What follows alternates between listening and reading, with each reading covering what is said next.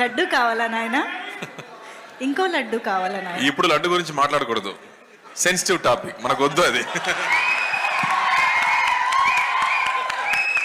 Okay, motichoor laddu తెప్పిస్తాం మేము మీకోసం.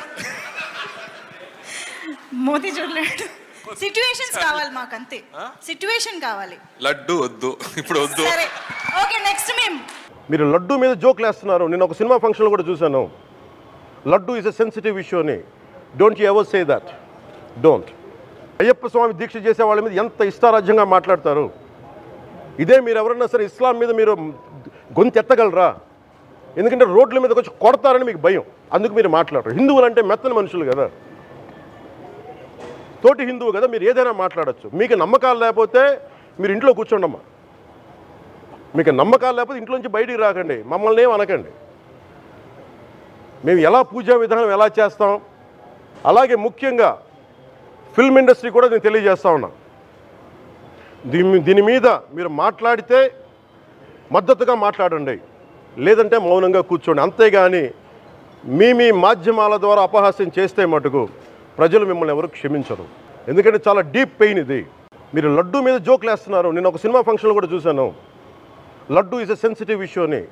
Don't you ever say that. Don't you ever try day to say that, please.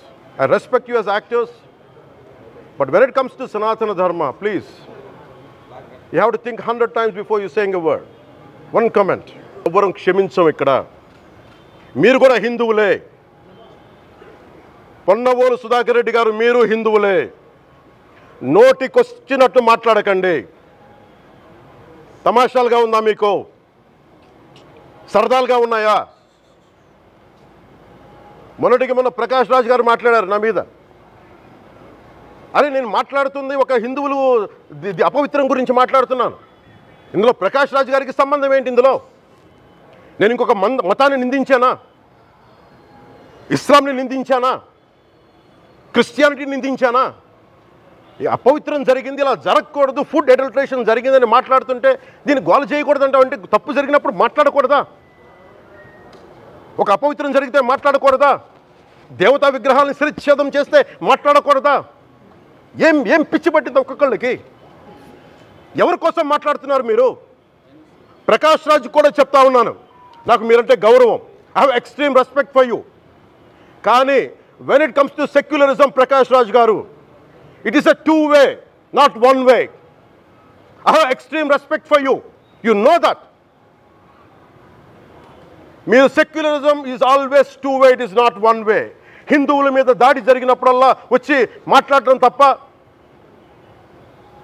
అన్య మతాల మీద జరిగితే నేను కూర్చొని ఇంతమంది కౌలు రైతులకు ఇచ్చాను, ఎంతమంది ముస్లిం ఇస్లాం రైతాంగానికి ఇచ్చాను. నేను ఇదే ఎన్ని మద్రాసాలకి డబ్బులు ఇచ్చాను. నేను 25 లక్షలు 30 లక్షలు ఇచ్చాను. నేను ఇచ్చినవాడిని. నేను నాకు అన్యమతం ఇస్లాం మీద గౌరవం ఉన్నవాడిని, క్రిస్టియానిటీ మీద గౌరవం ఉన్నవాడిని.